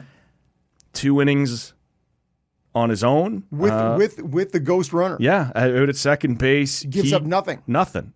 Man, I haven't seen any of the Sunday game. Yeah, like, they talked to Max Scherzer on Saturday after his start saying, like, I know it's a cliche. I know how overused it is because you have no idea what the vibes are like around this clubhouse right now. Everybody believes everybody's going to get it done. And they are. Nathan Lucas is getting it done. As you mentioned, Springer is getting it done. It's just... Clement walks him off on a sack bunt on Friday. Yeah. And then Barger walks him off in extra innings on Saturday. Yep. Like, to me, it is going back to the game against the Yankees where Springer walks, Springer steals, Kirky sacrifices him over, and then comes in on the wild pitch. Yeah. Like, fundamental small ball things, despite John Schneider, even now, like this past week, saying, I don't believe in small ball. You're like, fuck, that's why you're a terrible manager. Oh. But Rob's trying to take the fun out of this already. No. But again, when you look at... Like Leo Jimenez on Saturday in extra innings, goes up, tries to bunt twice, and then isn't set on the pitch clock. Yeah. In time, you're like, you're out on... Like, oh, we're going to lose this one. How'd you feel about that? Well, I'm like, that's embarrassing. We're going to lose this one, right? You can't do that in extra innings. And it's not that he would have cost us the game, but just an opportunity has slipped away. we're going to go back to the top of a. To me, there was lots of talk asking of Braden Fisher to do that again. Oh, you don't call that then. It's No, not you real. do. Of course you do. It's the rule.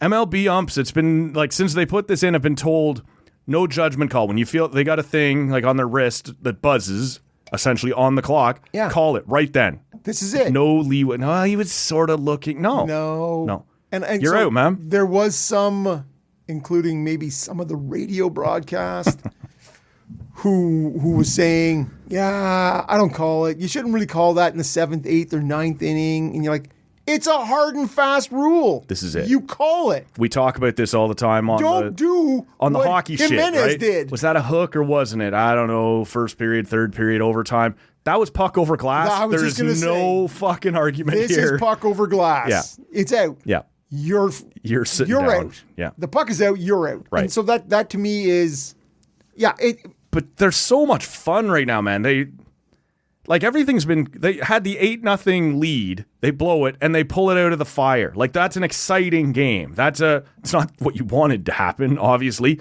but maybe the most fun anyone's had watching this team since 2022 in terms of the way they're playing, and sort of, as Nick Ashbourne was pointing out, grabbing fans quickly as you go, closer to like a 2015.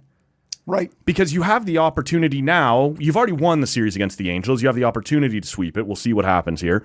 Then you've got the White Sox and the Athletics going into the All-Star break. Those are winnable series, and you should win them. Not like, it's sort of a coin toss. You should blast those guys. Didn't the White Sox just take 2 or 3 of They those? did do that, yeah.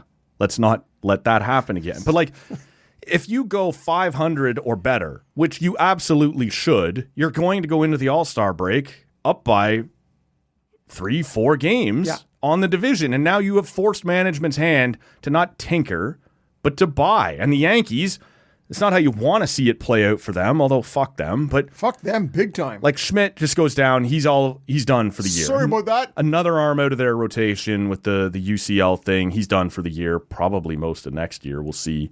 But like, they're beat up. They were never as good as... I was talking to one of the Yankees fans. I held my nose and gritted my teeth, and who said, because all the story last week was Michael Kay saying the Jays are not a first-place quality team. Run differential. Yes. You're like, what was the run differential in the 4 games?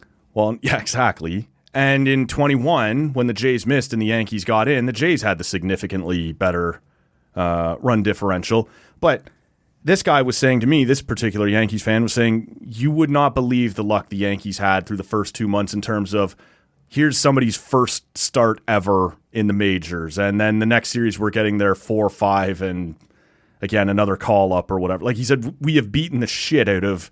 He said, look, I still think the Yankees are better than they're playing, but the run differential is not a perfect statistic. No, and they were big early and not so great late. There was that one, remember, very early in the season where they hit like 8 home runs in one game, and we were talking about juiced balls and the bat. What was the bat? The corked bat. Not corked, but the way it was shaped. Yes. Like the tennis racket shaped bat. Boy, what do they call that? I forget what it was called. It was wider in the middle and tapered at the end.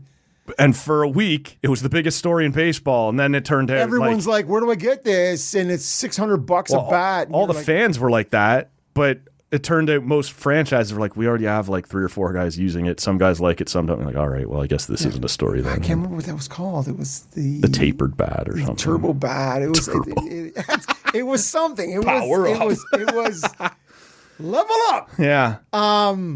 If you look at 7 in a row coming into today, we'll see what happens today. 10 of the last 12 series they've won. Like, that's no joke in the last 6 weeks. Right, in terms on May 25th, they were 2 games under 500.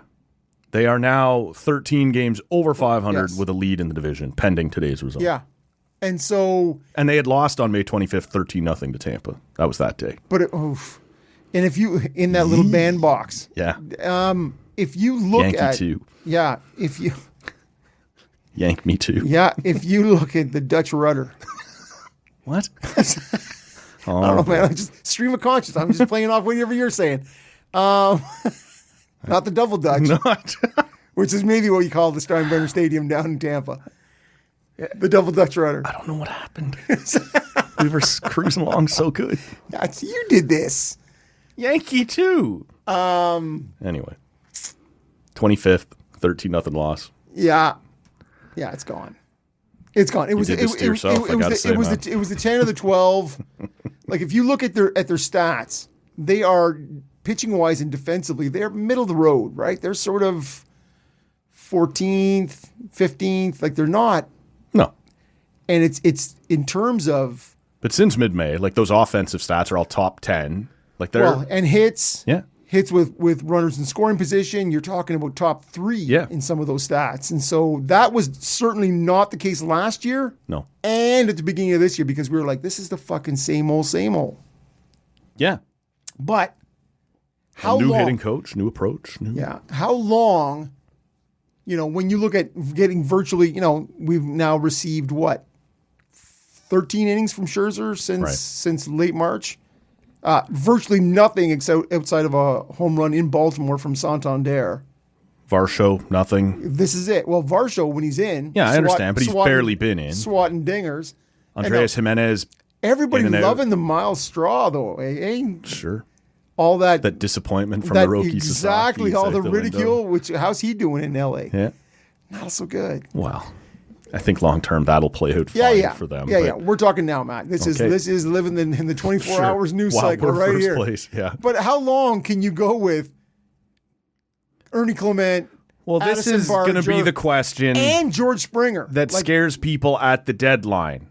How much have you talked yourself into this is what Ernie Clement is? And so we don't need to go out and get, you should go out though. You should go look around. Like, I'm not certain. Like, I'm willing to believe that George Springer, with the adjustments and being the veteran guy he is and the runway that he has in his path, is going to be this, not quite Yankee series but this good for the rest of the regular season because he's a veteran guy and he's made some adjustments and sort of changed his game a little bit. I am not yet sold that Ernie Clement is suddenly the platoon. Platoon is the like he's suddenly a platoon god. Like maybe you just go out and get that extra bat just in case, because I am afraid is he platoon one or Schneider? Two of these guys are going to return to being a pumpkin. Like Davis Schneider again. We've seen sort of all the best and all the worst out of him. Yeah, I think he is what he is. I think Clement has a bit of regression in his future. I am most curious with Addison Barger, what that looks like. Like at the moment, you go, he's kind of got. They're intentionally walking him. Teams don't want to face him right now. They're up 3-1 and they're down 3-1 in the count, and they're like, psh, put him on. Well, it's happened a few different times. Because we're not going to groove this. You know what I mean? We're not going to, and because he is a guy who has got immense power. And who do you just gun down on? Trout. Mike Trout. So Mike Trout, what are you doing, Trout? Like to me, don't run on the barge. Well, and you got like 1.5 legs. Like, so what are you doing? That's true. So Barger is third in the majors, in right field majors for outfield assists. And he has played 23 games coming into today at that position. The guys in first and second have played 71 and 74 games. Yeah, I don't run in that position. Guy. Just don't fucking run. Yeah. He's got a little bit of that Batista to him in that regard, right? The gun from out in the field. Says, why don't you just stay right where you are? See, I'd like him at third. Yeah. I understand maybe the defense at this moment isn't right where, but that's a guy. You live with that at third. He's got plenty of arm coming across the infield. Yep. Right. Ernie seems to sort of skip the odd ball or two now going across. They're very different guys, yeah. Right, in terms of the arm. And this is where, like, for John Schneider, I'll give him a bit of a pat on the back. Like, he has managed this lineup well, depending on who you're going to face. He's lined things up, put guys in position to succeed. Yep. If it hasn't worked, you flip somebody out. All of a sudden, Barger's at 2 or Barger's back at 4. Or Lucas leading off on Saturday. Like, it's really been with a concerted effort of not putting George back in that spot, right? Leaving George anywhere from 2 through 6. Yeah. Just keep doing whatever you're doing.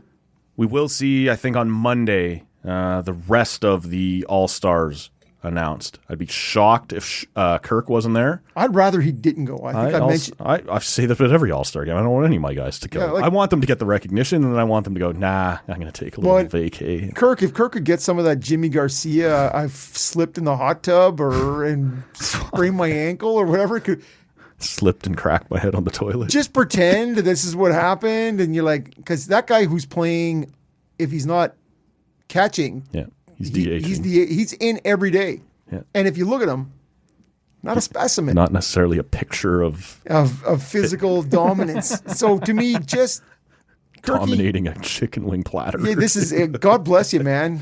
Little deep fried dill pickle and some onion rings. Judging, who doesn't go in for that? I'm right there with you, Kirky.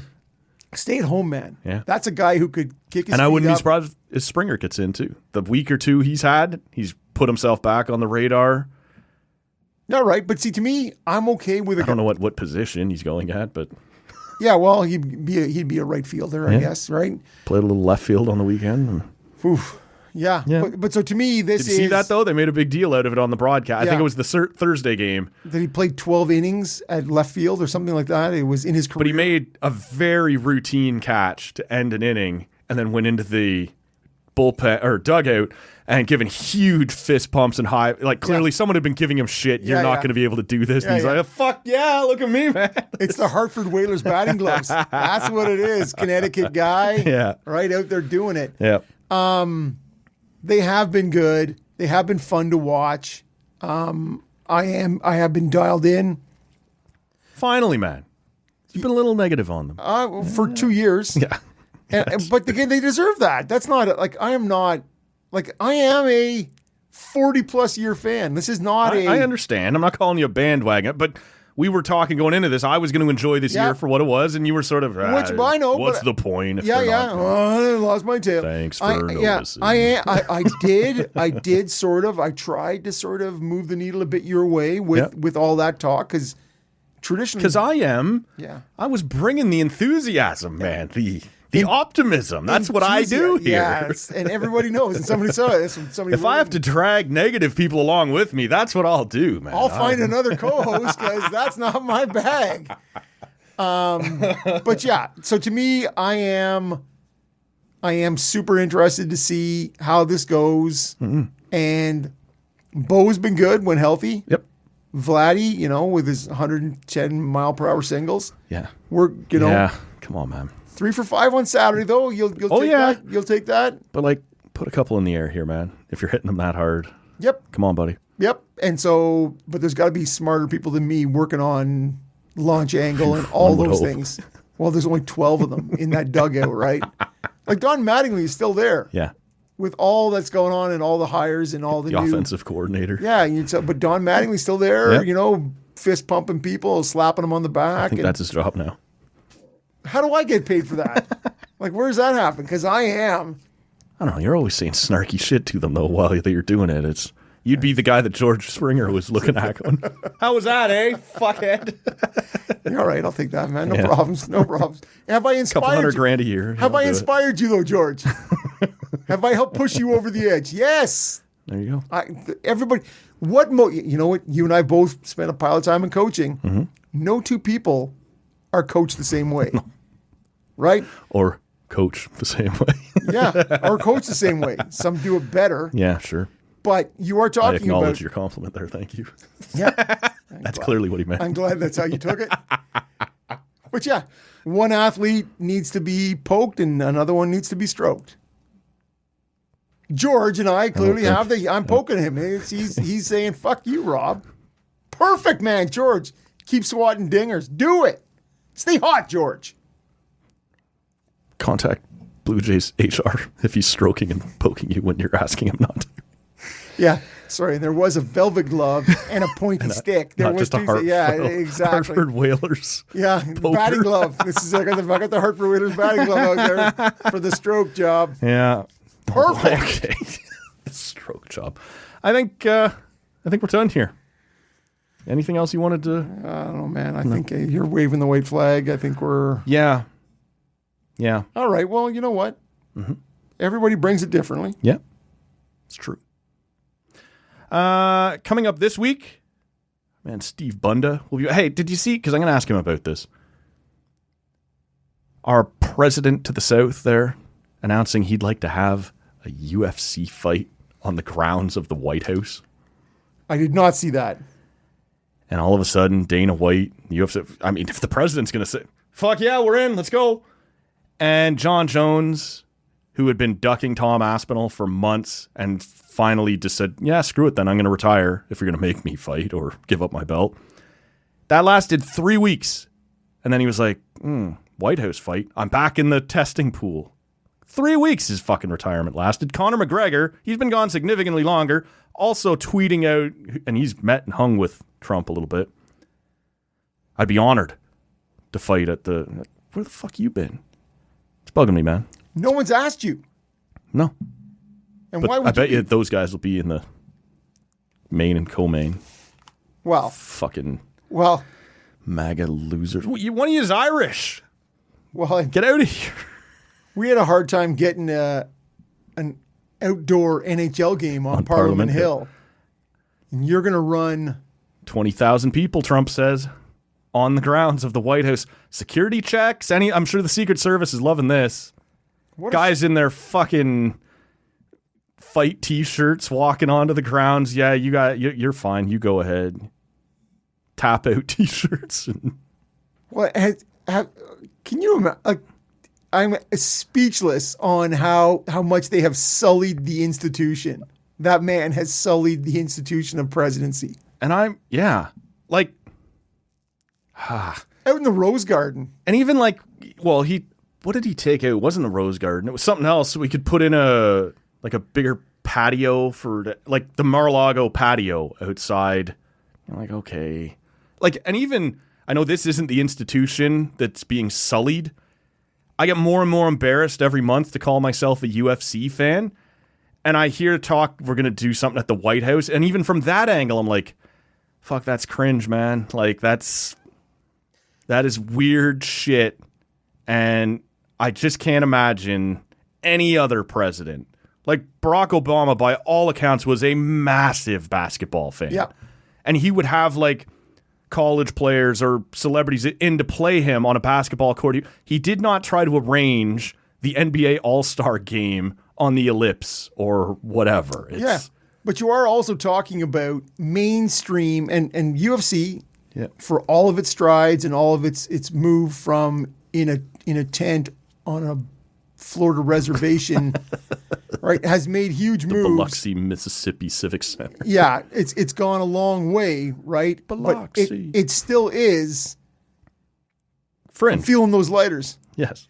It is still fringe, and it still has that sort of feel of carnival sideshow for a lot of people.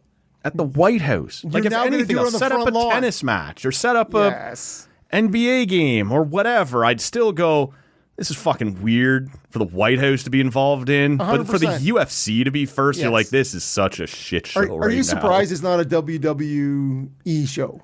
I don't know. Vince is no longer, he was buddies with Vince, and Vince is sort of persona non grata right now. But again, I'm just saying in terms of he's been long, hosted 2 WrestleManias at the Trump Plaza. Unbelievably connected from the early days. Appeared later on in a battle of the billionaires against Vince. Got a stunner. Yeah, come on, man. Does. Yeah. As most presidents do at the swearing-in ceremony. So it's, to me, that's honestly, the whole thing makes you look over and go, what are you doing? This country's so broken. What are you doing over there? I wish he didn't have all the nukes and live next door to me. Yeah. Living over a meth lab. That to me is always... The apartment on top of a meth lab. That is always the thing that we stick with. Yeah. Bunday in here later this week. We'll talk about whatever else is in the news, but certainly he will have... I know he has strong takes on the John Jones and the retirement, the unretirement, the I'm going to fight Aspinall, I'm not going to fight Aspinall. Anyway. We'll get into all of that later on in the week, plus tons more. We're banking some episodes as well, as I may disappear. When I say may. He means he will. I will absolutely disappear. But there is content being created, so you won't miss me, as if you would have otherwise. For Rob, my name is Matt. We're on social media at Talking Audio. Give us a follow there, and subscribe to wherever you're hearing us right now. We'll catch you next time. See ya! I thought it generally sucked. I didn't think it was a specific suck. I thought it was like an all-encompassing type of suck. So, we're going to try and rectify that. But for right now, I'm going to be pretty pissed about it.